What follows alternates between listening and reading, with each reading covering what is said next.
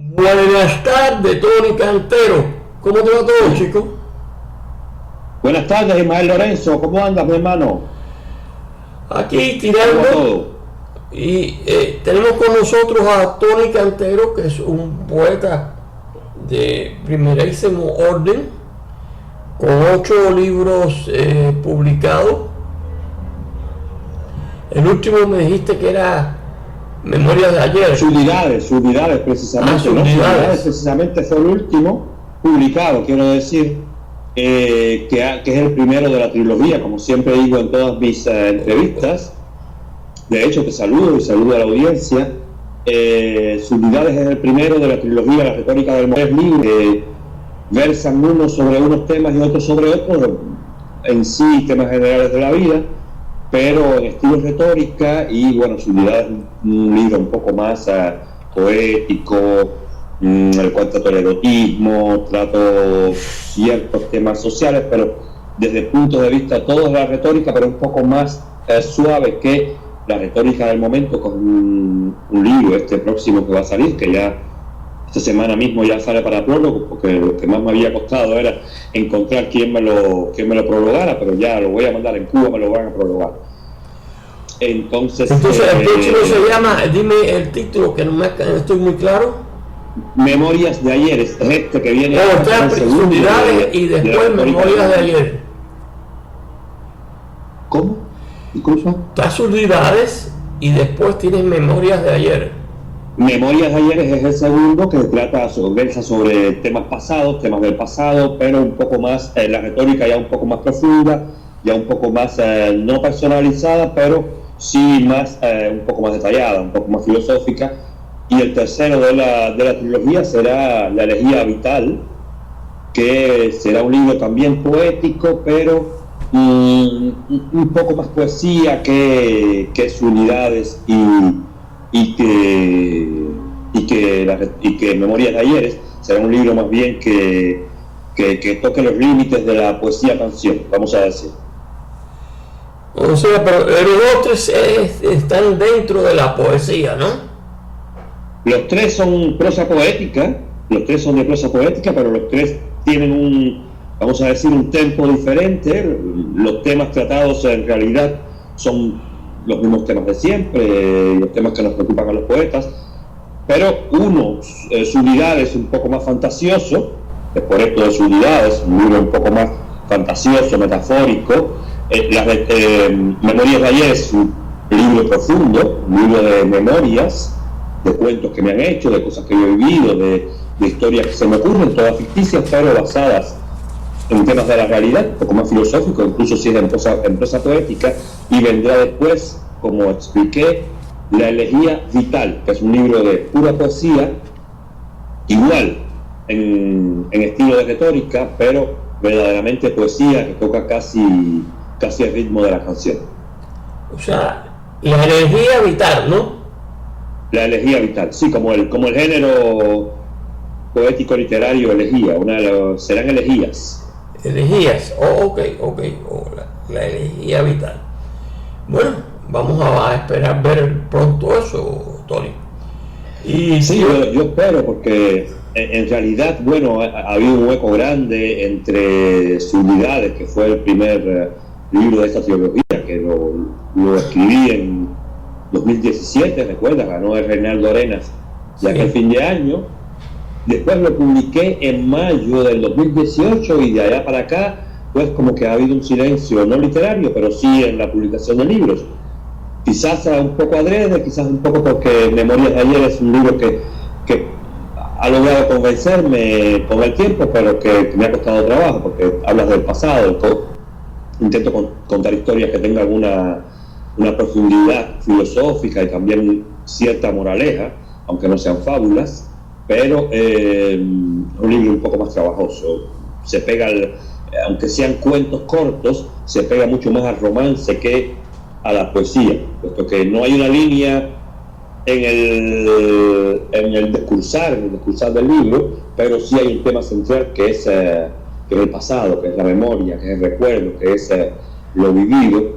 Entonces en eso he querido ser bastante fino. El libro se ha demorado, bueno, entre otras cosas, que que he hecho entre tiempo y también un poco de rebeldía en cuanto a la aceptación que he tenido yo o mi escritura en la literatura española, porque ¿ves? Me siento un poco como que aislado, no sé si por vivir lejos de mi centro de gravedad o porque verdaderamente no me interesa la literatura española, pero sin embargo he hecho una carrera de escritor basada en las redes, que las redes me han corroborado la razón, pero también apoyado por los literatos franceses, las compañías de publicación y de promoción inglesas, casi la mayoría de los ¿cómo se dice?, de las casas editoras norteamericanas, porque es en ese mundo que yo he podido hacer carrera sin que se me mire mucho en el mundo español. Entonces, como eso me causó un vacío también existencial, vamos a decir, y me puse a contrastarlo y me dije al final del tiempo que no importaba, que podría seguir yo entre tú, que eres uno de los que más me patrocina y me sigue, y otros que tienen buen valor en el mundo de la literatura y energía e influencia en el mundillo español, pero sí, no me queda remedio que dar mi obra, de la misma manera que me di de Cuba a Francia, pues mi obra anda cotizada en el mercado inglés, es cotizada en el mercado español, en el mercado francés. Entonces es así como son las cosas, y ni siquiera con necesidad de traducirla al inglés, por ejemplo, de traducirla al francés, porque hoy, como casi todo el mundo habla español, pues entre bien y mal, casi todos los días me llaman casas editoras norteamericanas, por ejemplo, son las que más me hacen el juego, claro, porque ellos tienen Amazonas, tienen los medidores y saben hacer negocios, como quiera que sea, tienen los medidores de la influencia de un libro o de la popularidad de un libro. Las casas norteamericanas de edición y los promotores saben cuándo un libro, no importa en qué lengua, puede ser en mapuche o puede ser en un libro escrito en la conchinchina, ellos van detrás de ese libro y detrás de ese autor y lo patrocinan y lo llevan de la mano. Y bueno, esa es la suerte que he tenido yo, que todavía Óleo del Poniente, un libro que salió en el 2012, todavía incluso ayer me llamaron para una gran entrevista, un show que hay en los Estados Unidos, en una televisión de Wisconsin que hace shows con los escritores. Entonces voy a estar con ellos el lunes próximo, pasado mañana, voy a estar en un show de escritores que es en línea en Wisconsin con una casa editora, a ver si me acuerdo el nombre ahora, que por aquí lo tengo. Ayer mismo me escribieron para enviarme la invitación, te voy a decir, para tenerlo presente, porque son cosas que me digo, coño, no me miran en el mercado español, y sin embargo los norteamericanos, que no hablan ni español ni nada, pues están The Spotlight Network. Es una cadena televisiva y de radio que transmite desde Wisconsin y que está dedicada simple y llanamente a hacer crecer a los escritores de impacto contemporáneos. Ellos tienen toda una base de escritores que ellos lo mismo lo llevan a la televisión, que a la radio, que les ¿cómo se dice? Que les publican, les traducen los libros. Se llama Prime 7 Media. Pues con ellos estoy en contacto, y con otros más norteamericanos que francamente me han quitado la pena que sentía yo por ser mirado por el público español, y no por quienes se tienen que preocupar verdaderamente, por quienes estamos haciendo literatura, verdaderamente literatura y no otra cosa. Sí, es diferente. Hoy en día el español ha crecido mucho, ¿no? Y ha tenido mucha influencia, pero bueno, está en inglés, siempre en inglés. Y como siempre, son las casas editoras españolas, norteamericanas e inglesas las que hacen crecer a los autores españoles de lengua hispana, casi todos yo veo, porque cuando me llaman para proponerme un contrato, para proponerme una emisión o una edición o una entrevista, casi me dicen, tenemos a este, como para darme confianza, tú ves, porque yo siempre les digo que estar en el mercado inglés no es que sea mi preocupación es que me lleven al mercado español. Entonces me dicen, sí, pero no importa, aquí todo el mundo lee en español. El español es una lengua tan expansiva que no hace falta a veces a ciertos autores que se les comprende porque tienen un lenguaje accesible a todos, un lenguaje quizás un poco intrincado intelectualmente, pero ortográficamente o como se dice, semánticamente hablando, son palabras que pasan en la calle, que pasan en las academias. Entonces hay veces que no hace falta, pues sí, siempre hará falta, porque la traducción del texto a otro idioma, guardando la esencia y la base del texto, siempre es buena, lleva la comprensión hasta su punto más infinito. Pero también cuando la gente de un país que no sea de habla española o que no sea de habla inglesa lee a Willman, por ejemplo, yo no lo leí en español. Entonces, a tantos otros escritores no los he leído en español. O sea que yo siempre me digo, la gente lee en español. Porque si yo leo en inglés y si yo leo en francés, yo no he leído ningún libro francés en español. Pues quiere decir entonces también que hay gente de otras lenguas que lee en español, y eso es lo que ha facilitado mi literatura. Al punto que hoy me sorprendo cuando le pregunto a la inteligencia artificial por dónde voy.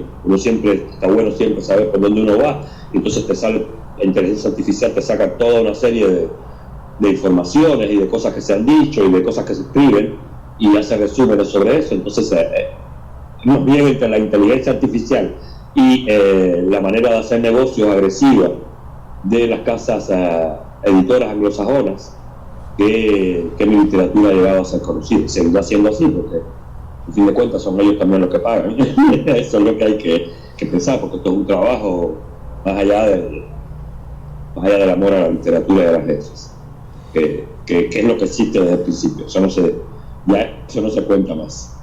Bueno, hoy en día, es decir, sí, a través de la inteligencia artificial se va para muchas partes, pero indudablemente el libro en español que llega al inglés pues ha caminado ya muchísimo, ¿no? Por supuesto, o no ha caminado, ¿sabes, Ismael? A ver, como especialista en comunicación digital y en todas estas cosas, te digo que hay libros que pueden haber salido ayer y que Amazon tiene como todo centro de negocio. Tú ves, tiene una banda de observadores que están detrás de los libros. Son gente que más bien se basan en los buenos libros que fueron publicados antes y que quizás, como los míos, ellos quieren relanzarlos, y es una oportunidad de negocio relanzar un libro, disculpa. Y también están los libros que ellos cazan porque hay mucha autopublicación, tú lo sabes, tú mismo te autopublicas.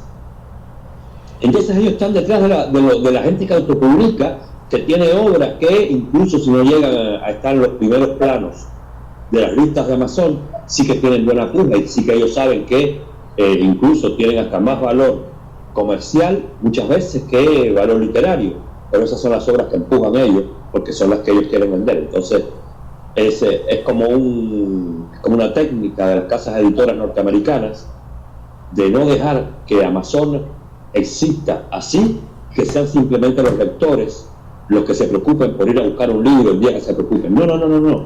Hay toda una banda de profesionales que está encima de Amazon, de Alibris, de Best World Books, así de grandes distribuidoras de libros, y ellos son los que cazan a los autores de otras lenguas. ¿Por qué? Porque de todas formas el mercado americano tiene una base garantizada de escritores enorme, pero también esa base se complementa con todos los autores que ellos traen de otras lenguas. Y muchas veces primero lo promueven sin tener que traducirlo, primeramente para testar el libro, si el libro pega, y después, bueno, ya te proponen de traducir el libro, y bueno, Ya después sí lleva una participación monetaria del escritor, pero por lo menos te digo, en mi caso no son tantos los dólares que voy a tener que pagar o que he pagado, en definitiva cuenta, porque una vez pagué por un cuaderno, y este cuaderno todavía hoy anda dando vueltas, y lo que pagué fueron una centena de euros.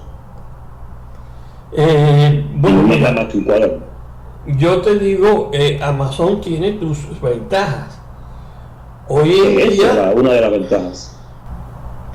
Es que te están enviando Amazon. Amazon es una de las pocas editoriales que yo me he tropezado que paga derecho de autor.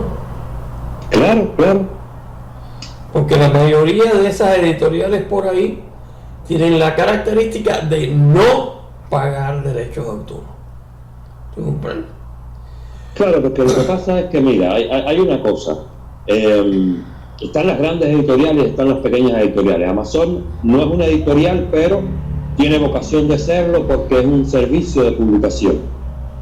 Entonces, hacer un servicio de publicación, de autopublicación, ya tú, cuando tú publicas tu libro está confrontado a una serie de leyes que ellos tienen que cumplir. Entre ellos está el pago de royalties por el derecho de autor.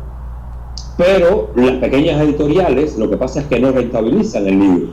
Amazon rentabiliza el libro porque ella manda a imprimir. Acuérdate que esto es self-publishing, Amazon no paga el papel. Entonces, al no pagar el papel, tiene una serie de residuales financieros que se generan, que ellos se los pueden pagar al escritor. Las demás editoriales, tú sabes, apenas viven. Es así, hay grandes casas editoras y grandes distribuidoras que viven súper bien, que a ellos no les afecta nada que el mercado del libro baje o suba, porque ellos pueden. Ya los demás tienen que cuidar el precio del papel, el precio de la tinta, el costo de la mano de obra. Imagínate, son dos niveles. Sí, indudablemente.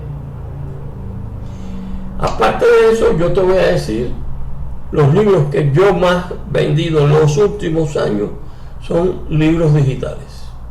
Sí, como todo el mundo, Como todo el mundo. Mira, yo estoy incursionando ahora en la canción y me está yendo bien, entonces pues sin tener inclusive que modificar la estructura, la estética y los formatos de mis textos, pues asimismo se los estoy metiendo a la inteligencia artificial y les estoy pidiendo los ritmos que yo quiero que suenen con mis textos y me lo está dando muy bien. Entonces pues ya eso lo estoy pasando es también noticia eso, porque no estoy haciendo canciones, estoy haciendo de mis prosas poéticas canciones. Y eso me va bien, entonces estoy introduciéndome poco a poco al mundo de la producción musical y veo que funciona un poco así como Amazon. Los grandes distribuidores de música pues pagan derecho de autor. Cuando tú vas y los productores de aquí de París, por ejemplo, yo tengo un amigo que tiene una casa, tiene una productora musical y no paga derecho de autor, tú ves porque vive del alquiler de los estudios que tiene dentro de ese estudio, porque no son los mismos niveles. Evidentemente, los comerciantes de barrio viven de los artistas de base. Es como las casas editoras de la ciudad, de barrio, viven de los escritores de base. Ellos se renuevan ahí, cogen ahí lo que pueden, pero ya cuando el escritor busca con un poco más ambiciones, un poco más de expectativas en su libro y quiere que su libro se vea y quiere venderlo, pues ya se va a Amazon y no se para en Amazon, simplemente publica.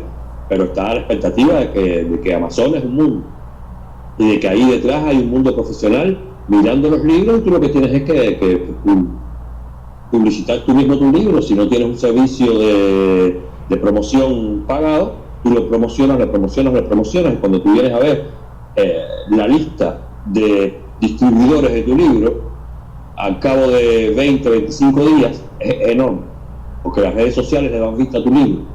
Entonces los distribuidores que están por detrás, ellos están viendo que tu libro, por ejemplo, monta del 3.295 al 3280 y del 3280 monta al 3000. Así tú ves, hay gente que está viendo la evolución de los libros y los caza. Y eso hay una sola magia para que el libro se vea, es promocionarlo mucho, compartirlo mucho sin pena, a que la gente vea que tú lo único que compartes es tu libro. Eso es lo que hace que por detrás un autor que no tenga casas editoras detrás puede encontrarse primeramente distribuidores virtuales, que son la Libris y toda esa gente que distribuye tu libro por atrás, y que también quienes se interesan personalmente a él te llamen y te propongan que tu libro suba un poco más. Y eso es lo que me ha pasado a mí, he tenido la suerte. Y sí, te vuelves loco compartiendo. El mundo moderno del libro pues cambió mucho desde Amazon para acá. Te voy a decir, en los últimos 15 años por lo menos, ¿no? O más. Sí, a ver, vamos a decirlo, en el 2010 ya Amazon estaba, pero la gente, ¿te acuerdas? Tenía un poco de miedo.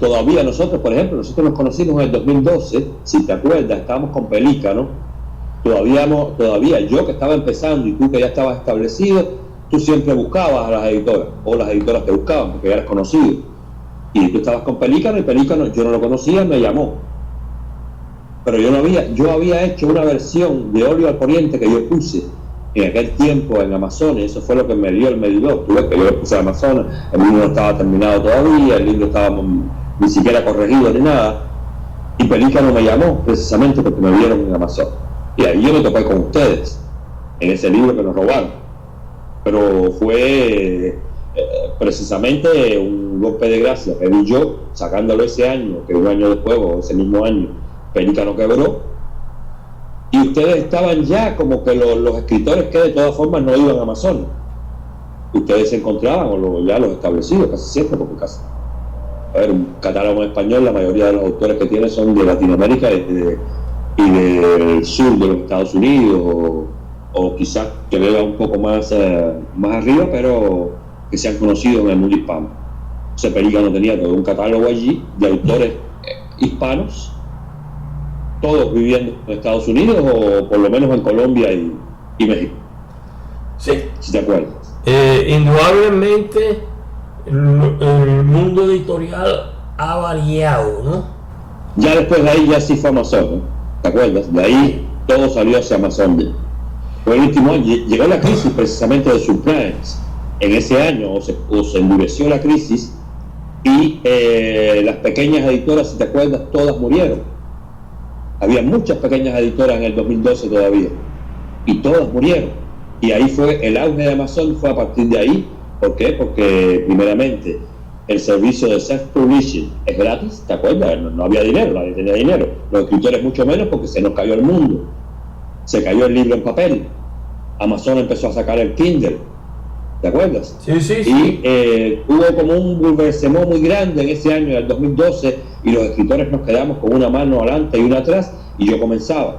Y la única genialidad que tuve fue que como yo le sabía las redes sociales, pues me tiré rápido a las redes sociales, y me tiré rápido a hacer de ese librito de mierda, discúlpame la palabra, que yo había sacado en Amazonas, a hacer lo que se viera, y eso fue lo que hizo indiscutiblemente que yo ese librito lo sacara y lo hiciera un gran libro después, porque vi tanta gente interesándose en las cositas sin preparar, en las cositas sin hacer, hecha ahí, ¿te acuerdas que Amazonas te ponía ahí para que hicieras el lomo?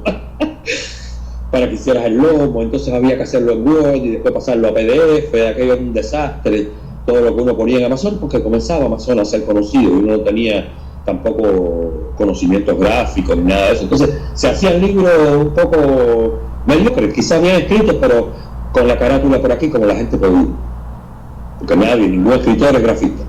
Había que pensar en eso. Y de ahí pues comenzaron a sobresalir muchos autores, que es lo que hace el gran catálogo de Amazon hoy. Y indiscutiblemente hoy incluso los que publican primeramente con una casa editora vienen a parar a Amazon de todas formas. Nos acaba el tiempo. Muy interesante la charla y todas las alternativas de las publicaciones actuales. Sí, más o menos siempre los bueno dos, saberlo. tanto tú como yo, hemos publicado y hemos sobrevivido a todo este tipo de líos. Sí, claro, porque mira, tú te has mantenido con creatividad internacional, que por suerte te ha hecho un vivier de escritores a tu lado y también te ha permitido pues seguir promocionando tu obra al mismo tiempo y ayudar a muchos y promocionar a otros, y a mí entre otros, tú ves, porque yo en realidad donde primero me expresé fue en creatividad internacional, ahí contigo. Entonces eso hace que tener esa astucia en las redes hace que tu literatura no se pierda, no se confunda, pero no es publicar en los grupos, como yo veo que la mayoría de los escritores solo se preocupan por publicar en los grupos de las redes sociales. No, hay que ir a otro mundo, que es el mundo real, que es el mundo de encontrar a la gente que te puede dar la mano. No solamente dejar correr poesía y a fin de cuentas la gente lo lee y no pasa nada. Exacto, exacto. Oye, Tony, se nos acaba el tiempo, porque acuérdate de que esto se pasa por radio, satélite, visión. Nos mantenemos en contacto. Y un abrazo, mi hermano, y muchas gracias por... Y seguimos en contacto y seguimos para otra entrevista dentro de no mucho tiempo, ¿ok? Ok, muchas gracias. Hasta pronto.